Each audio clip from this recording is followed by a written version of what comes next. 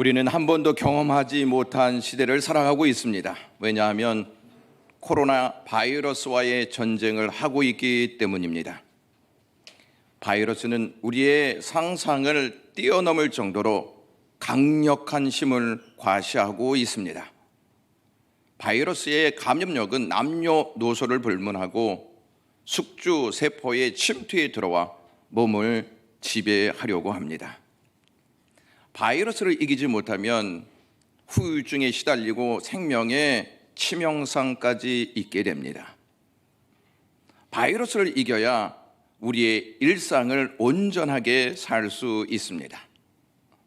바이러스를 이기기 위해서 우리는 그동안 위생수칙, 방역수칙을 철저히 지켜왔습니다. 바이러스의 특징이 있습니다. 그 특징은 숙주 세포에 침입한 후에 자신을 막 복제해서 만들기 시작합니다. 그 후 새로운 복제와 함께 숙주 세포를 빠져나가 다른 숙주 세포에 침입해 들어갑니다. 이렇게 바이러스는 확대성을 가지고 있고 공격성을 가지고 세력화시킵니다. 코로나 바이러스는 우리에게 새로운 시대를 살게 하고 있습니다.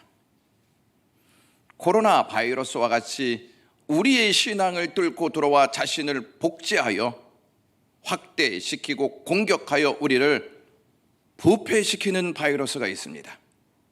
그 바이러스는 죄악의 바이러스입니다. 죄악으로 가득 찬 바이러스가 파급력이 엄청 강하여 순식간에 우리를 세속화시킵니다.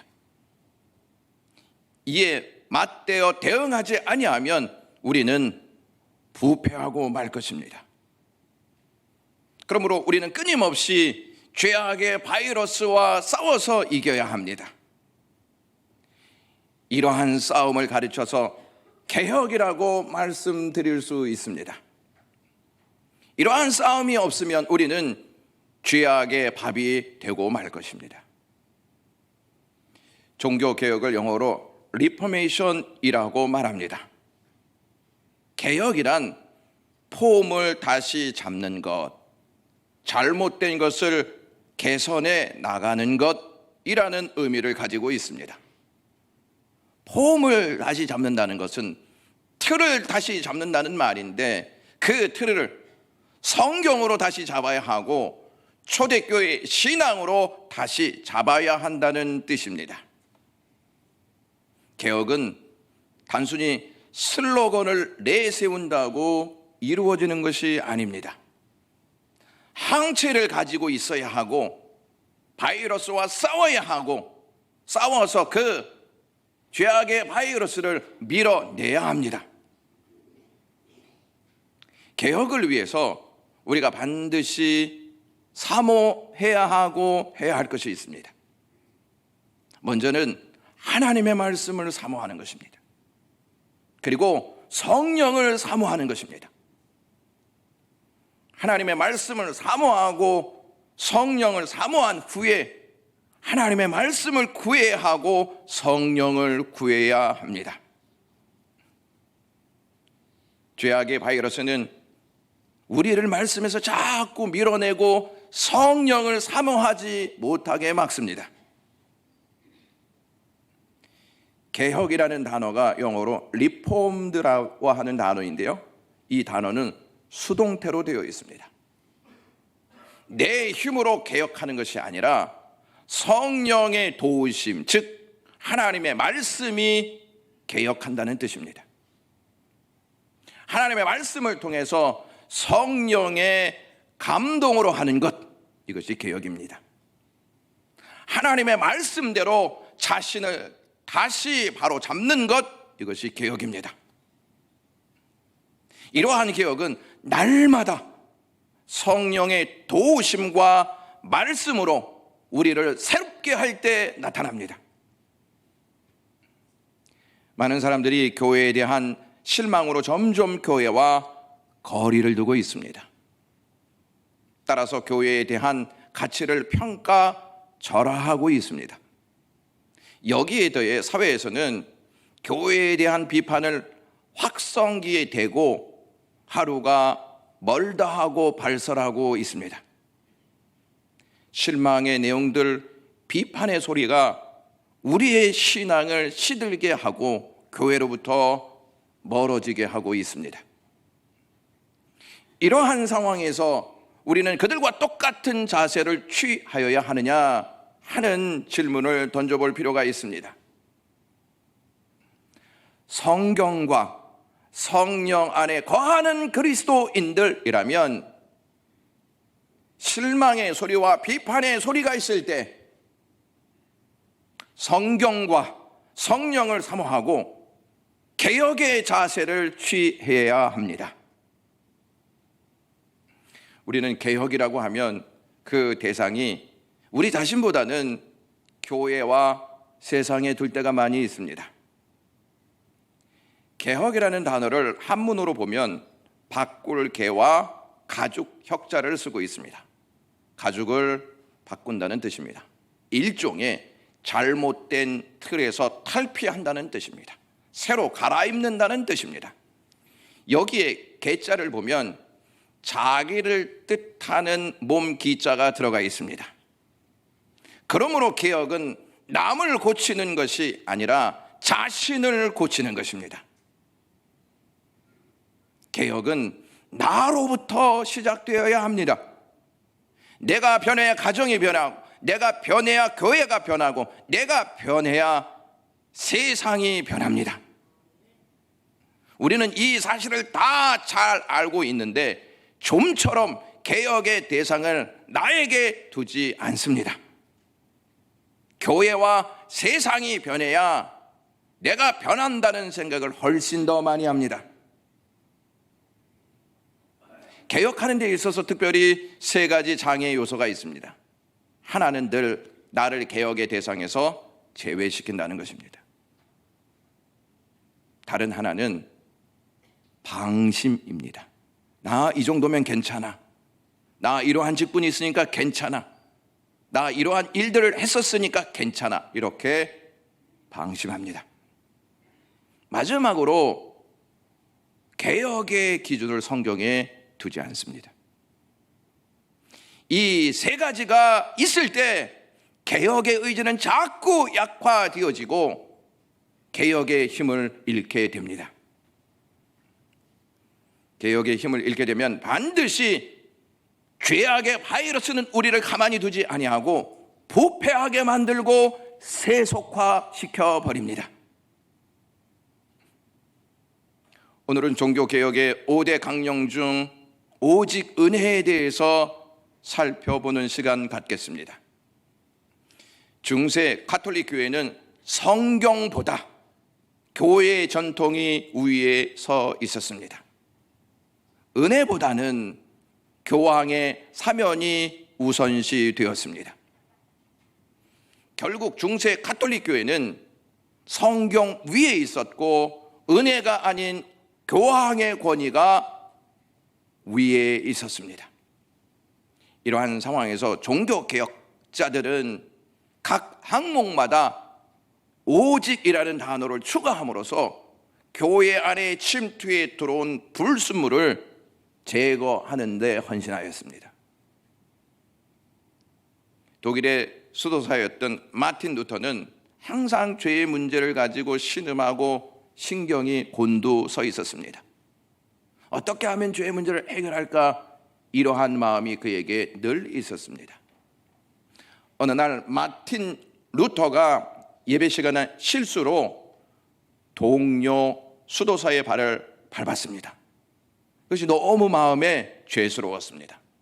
이 죄스러운 마음이 회개하게 만들었고 이 순간 이는 내가 벌을 받아야 하겠다 하는 생각을 가지고 자기 방으로 들어와서 회초리를 들고 자기의 발등, 그 동료를 밟은 발등을 회초리로 마구 때려서 피가 날 정도였습니다.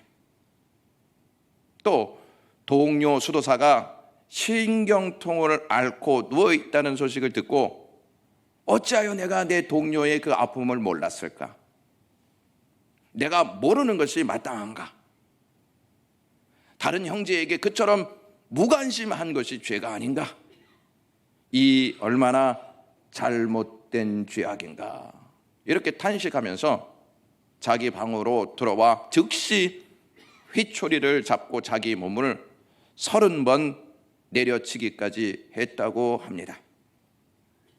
이처럼 마틴 루터는 죄에 대해서 털큰만큼도 허용하지 않았고, 혹시 마음속에 조그마한 못된 생각 하나라도 들어있으면 곧바로 회초리를 들고 자기 몸을 벌하였습니다. 자신이 지은 죄를 자신이 처벌하다가 기절한 적도 있었습니다. 죄, 성결, 그리고 유혹은 루터에게 끊임없이 고통이자 숙제였습니다. 이것으로 인해 지쳐갔던 루터에게 어느 날 어거스틴 수도회의 총대리인 슈타우비츠라고 하는 사제를 만나게 되어집니다. 그와 만나 대화를 이렇게 나눕니다. 루터가 그에게 말하기를, 저는 수도사가 된 후로 한 번도 규칙을 어긴 일이 없고, 조그마한 잘못이라도 저지르면 그 이상으로 스스로에게 벌을 주며 고치려 노력했습니다. 며칠 전에는 심한 체벌로 기절한 적도 있었습니다. 그런데 왜 제 마음에는 구원의 기쁨과 평화가 전혀 없는 것입니까? 하나님이 저를 사랑하시지 않으시는 것입니까? 이렇게 물었습니다. 그러자 슈타우비츠 사제가 이렇게 이야기합니다. 루터 형제, 오늘부터 로마서를 읽어보십시오. 거기에는 우리의 죄가 벌써 다 용서받았다고 기록되어 있습니다. 예수 그리스도는 우리를 위하여 죽으신 구세주이십니다. 구원의 기쁨은 예수 그리스도를 믿을 때 동시에 얻어지는 것입니다. 루터 형제는 아직 그런 말을 들어보신 적이 없습니까? 이렇게 이야기했습니다. 이에 루터는 신부님들에게, 교수님들에게나 이곳 수도원의 지도자들에게 그런 말을 한 번도 들어본 적이 없습니다. 이렇게 이야기했습니다. 그러자 슈타우비츠가 이렇게 이야기합니다. 이제부터는 어떠한 잘못을 저질렀을 때 회초리를 잡지 말고 먼저 십자가에 못 박혀 피 흘리시는 예수 그리스도를 쳐다보십시오. 예수님은 그만큼 당신을 사랑하십니다. 그러한 사랑을 깨달으면 당신의 모든 죄는 다 용서받은 것입니다. 십자가를 지고 피 흘려 죽으신 예수님에 대한 믿음에서 얻은 것입니다. 이러한 대화를 나누었습니다. 그 후부터 루터는 로마서를 읽기 시작하였고 로마서를 연구하였습니다. 로마서를 연구하면서 그는 점점 복음에 눈을 뜨기 시작했습니다. 27살이 되던 1511년에 동료 수도사와 함께 로마를 방문하게 됩니다. 로마를 방문하여서 라테란 성당이라고 하는 곳을 찾아갑니다. 왜 이곳을 찾아가냐면 거기에는 유명한 빌라도의 계단이 있었기 때문이었습니다. 이 빌라도의 계단은 예수님께서 신문을 받기 위해 끌려 나오실 때 빌라도가 서 있었던 곳이 저곳이라고 합니다. 이 계단을 콘스탄티 대제의 어머니가 예루살렘을 순례하다가 이것을 로마로 옮겨야 되겠다 해서 로마로 가져온 것이라고 합니다. 이 계단은 28개의 계단으로 되어 있는데 누구든지 맨 무릎으로 기어서 올라가면서 죄 사함의 은총을 간구하면서 올라가게 된다면 죄 사함을 받을 것이다 하는 가르침이 로마 가톨릭에서 있었습니다. 루터는 복음을 온전하게 깨닫지 못하였기 때문에 주기도문을 외우면서 그 계단을 무릎으로 올라갔습니다. 그 계단을 무릎으로 올라가면서 할아버지의 영혼을 구원하시옵소서 이렇게 기도하였고, 나는 죄가 많습니다, 나를 용서하시옵소서 이렇게 고백하면서 올라갔습니다. 그러던 중 오직 의인은 믿음으로 말미암아 살리라 하는 말씀이 떠올랐습니다. 이 말씀이 이 루터의 가슴에 딱 떨어지자 자신이 너무 부끄러웠습니다. 무릎으로 기어 예배당 계단을 한 단계 오르면서 고행하였던 자신이 부끄러웠습니다. 그러면서 생각하기를, 고행이나 사람의 노력으로 구원을 얻을 수 있다면 하나님의 아들이 세상에 오셔서 십자가에 달려 죽으셔야 할 이유가 있겠는가, 이런 생각을 했습니다. 하나님께서 그에게 그런 깨달음을 주셨고 지혜를 주셨습니다. 하나님의 전적인 은혜와 그리스도의 십자가의 공로에 대한 믿음보다 인간의 행위를 구원의 조건으로 더 강조했던 중세 가톨릭 교회의 가르침은 당연히 잘못된 것이었습니다. 당시 그런 잘못된 믿음의 바이러스가 1000년이라는 세월 동안 교인들의 신앙 세포에 들어가서 점점 확대해 나갔고 골마갔습니다. 개혁의 기준은 성경인 줄로 믿습니다.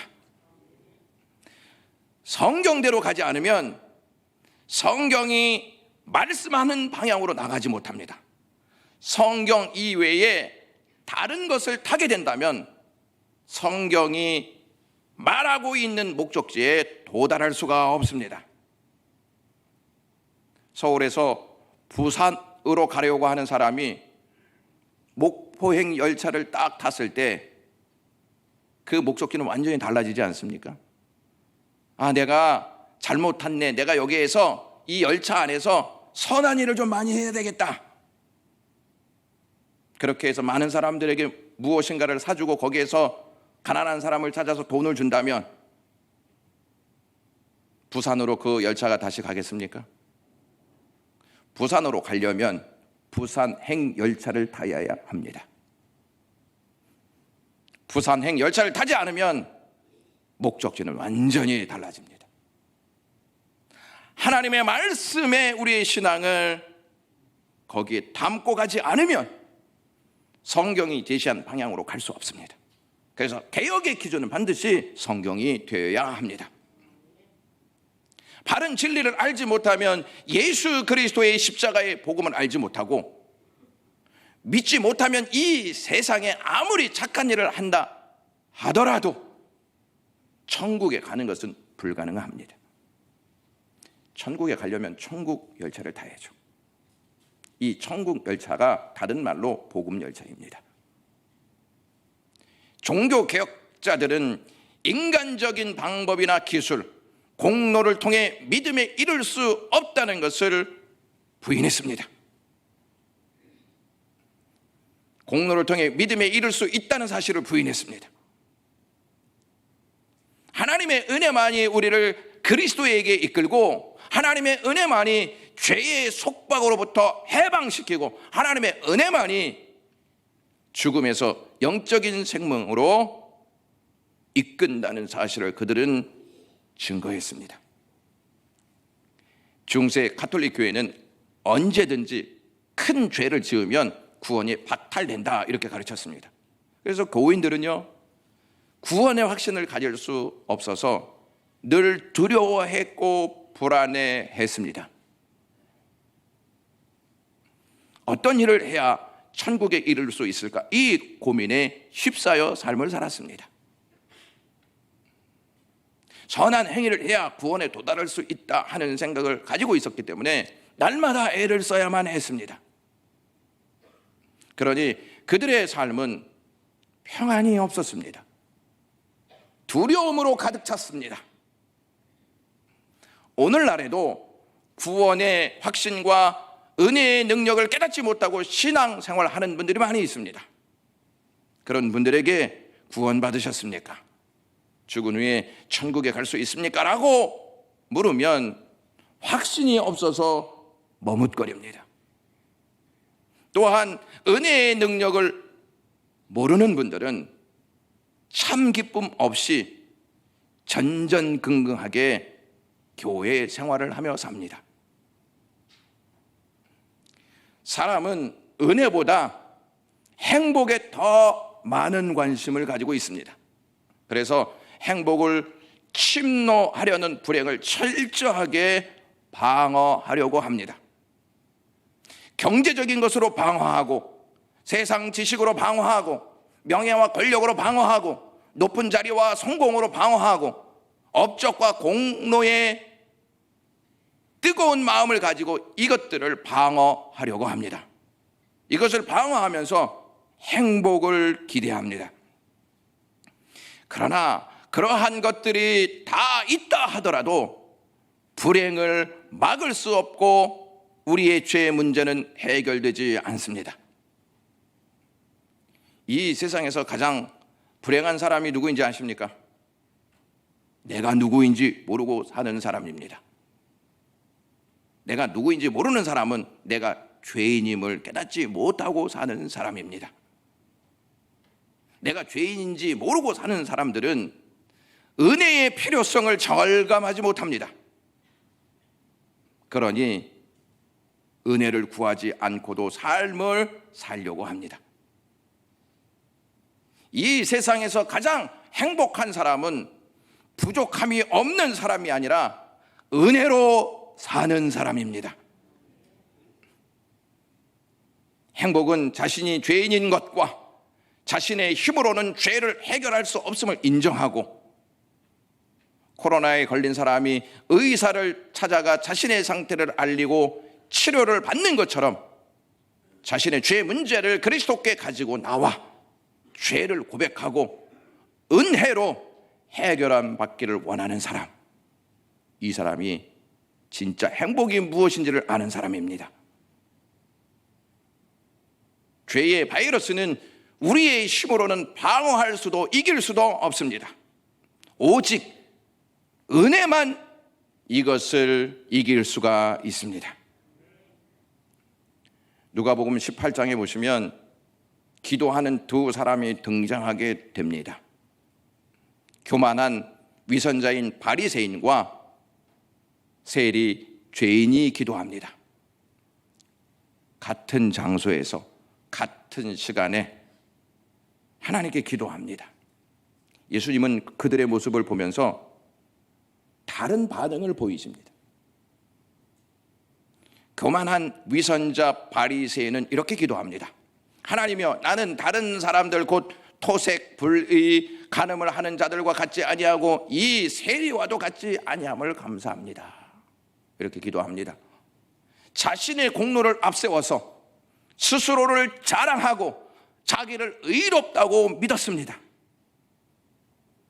그들은 자신들의 의로움을 내세워 다른 사람, 즉 세리를 멸시했습니다. 그에 대한 예수님의 반응은 심판이었습니다. 하지만 자신을 의롭다고 믿었던 자들에게 멸시를 받고 있었던 세리는 자신의 죄를 깨닫고 하늘을 쳐다보지도 못한 상태에서 이렇게 기도합니다. 불쌍히 여기소서, 나는 죄인입니다 라고 말입니다. 이렇게 세리는 은혜를 구하였습니다. 은혜를 구한 세리에게 예수님은 은혜로 반응하십니다. 야고보는 하나님이 어떠한 사람에게 은혜를 베푸시는지를 야고보서 4장 6절에 이렇게 기록해 놓았습니다. 그러나 더욱 큰 은혜를 주시나니 그러므로 일렀으되 하나님이 교만한 자를 물리치시고 겸손한 자에게 은혜를 주신다 하였느니라. 겸손한 자는 죄가 없는 자가 아니라 죄를 인정하고 하나님의 은혜를 구하는 자입니다. 교만한 자는 자신의 죄를 인정하지 않고 자신의 의로움을 내세워 은혜를 구하지 않습니다. 중세 카톨릭 교회에서 아주 뛰어나고 착했던 사람들을 가르쳐서 세인트, 즉 성자라는 표현을 썼습니다. 그러나 하나님 앞에서 성자는 존재하지 않습니다. 종교 개혁자들은 어느 누구에게도 성자라는 말을 붙이지 않았습니다. 거룩하신 하나님 앞에서 모두가 다 죄인이기 때문입니다. 우리는 죄인임을 인정하기보다 죄인임을 인정하고 싶지 않아서 자꾸 무엇인가로부터 우리를 감추려 하고 무엇인가 우리를 잡고 거기에 감추려 하는 모습이 있습니다. 성공의 이력으로 감추려 하고 공로와 직분으로 우리를 감추려고 하는 경향이 많이 있습니다. 하지만 아무리 감추고 위장하고 숨기려 해도 우리가 죄인인 것을 부정할 수 없습니다. 죄인임을 인정하지 않는 것은 지은 죄를 인정하지 않는 것이고 우리를 죄인이라고 말씀하신 하나님을 부정하는 행위입니다. 성경은 우리가 누구인지, 무엇을 하며 살아왔는지, 어떠한 상태에 있었는지를 똑똑히 말씀합니다. 성경은요, 우리가 죄로 장차 죽어야 할 존재라 이렇게 말씀하시지 않고 이미 허물과 죄로 죽었다 이렇게 말씀합니다. 장차 죽을 존재가 아니고 이미 죽었다 이렇게 선포합니다. 여기서 허물과 죄라고 하는 대목이 나오는데, 허물은 소극적인 죄로 우리가 해야 할 일을 하지 못한 경우에 우리의 삶 속에서 나타나는 행위입니다. 죄라는 말은 적극적인 의미로서 해서는 안 되는 일을 하는 것을 말합니다. 허물과 죄로 죽었다는 말은 육체적인 죽음을 의미하는 것이 아니고 영적인 죽음을 의미합니다. 우리가 육체로는 살아있으나 영적으로는 죽은 상태라는 뜻입니다. 살아있는 것 같은데 죽은 자란 말입니다. 겉으로는 살아 움직이는 것 같으나 실상은 그 영혼은 허물과 죄로 죽었다는 것입니다. 허물과 죄로 인해 죽은 우리를 가르쳐서 3절에서 본질상 진노의 자녀다 이렇게 말씀합니다. 이것이 인간의 참모습입니다. 바울은 다시 한번 5절에서 허물과 죄로 우리는 죽었다 이렇게 말합니다. 이것이 인간에 대한 성경의 정의입니다. 허물과 죄로 죽은 우리는 이 세상의 방법, 이 세상의 풍속, 이 세상의 가치관, 이 세상의 모든 문화를 사랑하고 있었습니다. 육신의 정욕, 안목의 정욕, 이생의 자랑에 따라서 살아왔던 존재였습니다. 죄인에게 절대적으로 필요한 것이 있다면 그것이 무엇이라고 생각하십니까? 은혜 말고 무엇이 절대적으로 필요하겠습니까? 하나님은 죄인인 우리에게 3가지 은혜를 베푸십니다. 첫 번째 은혜는 죽은 우리를 살리는 은혜입니다. 5절 말씀에 허물로 죽은 우리를 그리스도와 함께 살리셨다 이렇게 선언합니다. 허물과 죄로 죽은 우리를 살리는 능력은 은혜밖에 없습니다. 우리에게 두 번째 주시는 은혜는 주님과 함께 일으키시는 은혜입니다. 6절 말씀에 또 함께 일으키사 이렇게 밝힙니다. 하나님은 예수님만 일으키신 것이 아니고 우리도 일으키셨습니다. 왜 일으키셨다고 생각하십니까? 우리를 살리시고 일으키셔서 하늘 나라에 앉히시기 위해서 우리에게 이러한 은혜를 베푸셨습니다. 6절 하반절 말씀 보시면 그리스도 예수 안에서 함께 하늘에 앉히시니 이렇게 전합니다. 하나님은 우리에게 하늘에 앉히시는 은혜를 베푸셨습니다. 땅에 죽어있는 삶을 살아가는 우리에게 살리시고 일으키셔서 하나님 나라의 생명을 얻는 하나님의 백성이 되게 하셨습니다. 바울은 여기에서 세 가지 동사를 사용합니다. 살리시다, 일으키시다, 앉히시다. 이 의미는 우리를 구원하셨다는 뜻입니다. 허물과 죄로 죽은 우리에게 어떻게 이러한 은혜가 가능합니까? 하나님을 보면 이 은혜가 우리에게 쏟아짐을 알 수가 있습니다. 4절 말씀에 바울은 하나님을 이렇게 묘사합니다. 긍휼이 풍성하신 하나님이 우리를 사랑하신 그 큰 사랑을 인하여, 이렇게 말씀합니다. 그런데 한글 성경에서 하나 빠져있는 단어가 있습니다. 그 단어가 그러나입니다. 아주 중요한 단어입니다. 비록 우리가 허물과 죄로 인해 죽고 본질상 진노의 자녀로 하나님의 심판 앞에서 서 있는 소망 없는 존재였지만, 그러나 하나님이 긍휼을 베푸시고 사랑을 베푸셔서 우리를 살리시고 일으키시고 하늘에 앉히셨다는 말씀입니다.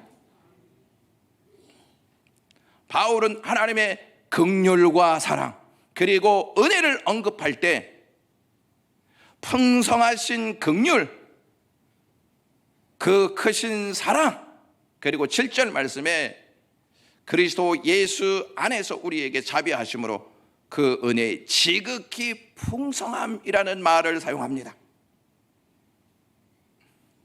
바울은요, 그 누구보다도 하나님의 긍휼하심, 그 크신 사랑, 지극히 큰 은혜를 경험한 사도였습니다. 그래서 바울은요, 자기를 이렇게 고린도전서 15장 10절에 묘사합니다. 그러나 내가 나된 것은 하나님의 은혜로 된 것입니다. 고린도 교회에 했다는 사실이 매우 의미 있습니다. 당시 고린도 교회는요, 자기들의 자랑거리로 이야기하고 자기들의 업적과 공로를 세워서 자기들을 내세우기에 바빴던 교회였습니다.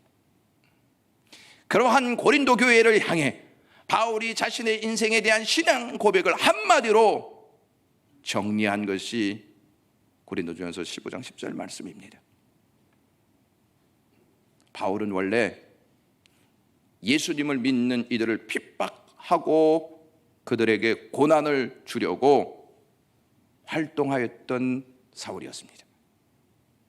예수님을 만난 뒤에 이 바울은 온갖 핍박을 받으면서도 예수님을 예루살렘과 유대와 사마리아와 소아시아 곳곳에 이르기까지 전도하는 예수 그리스도의 증인이 되었습니다.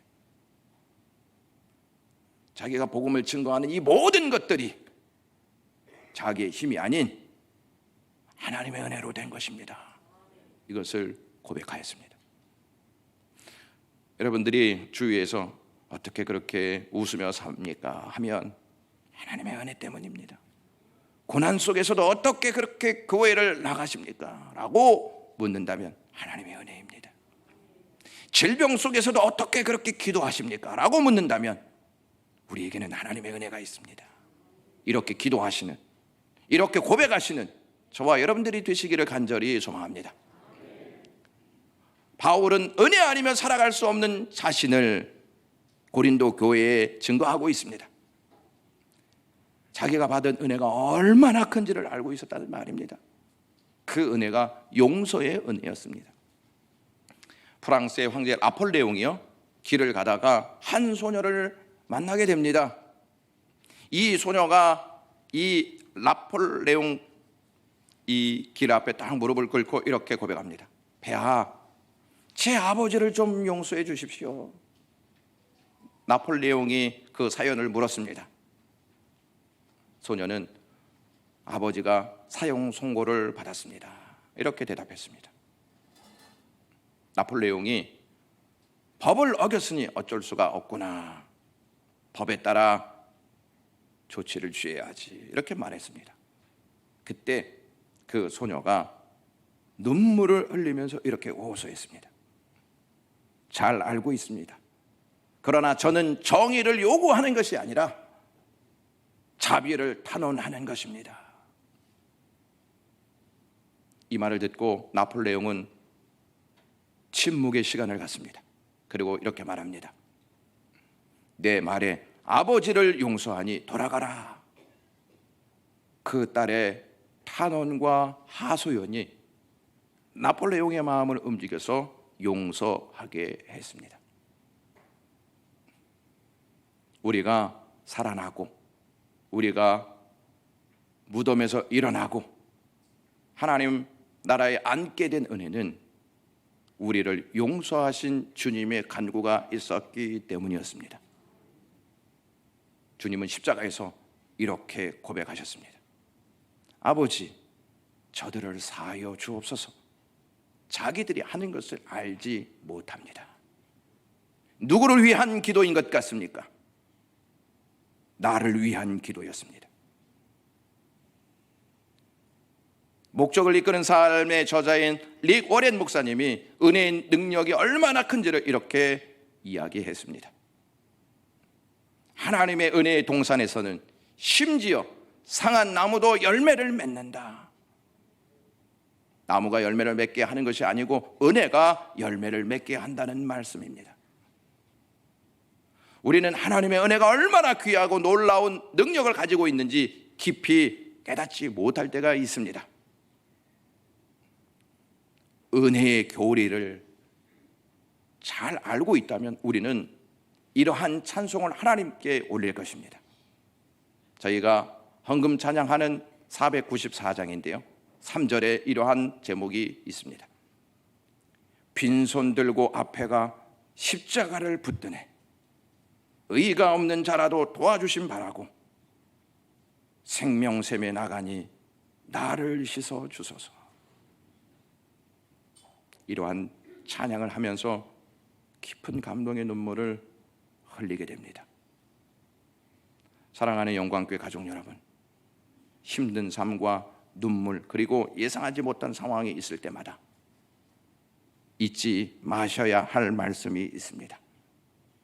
다윗이 시편 103편 2절에 이렇게 고백했습니다.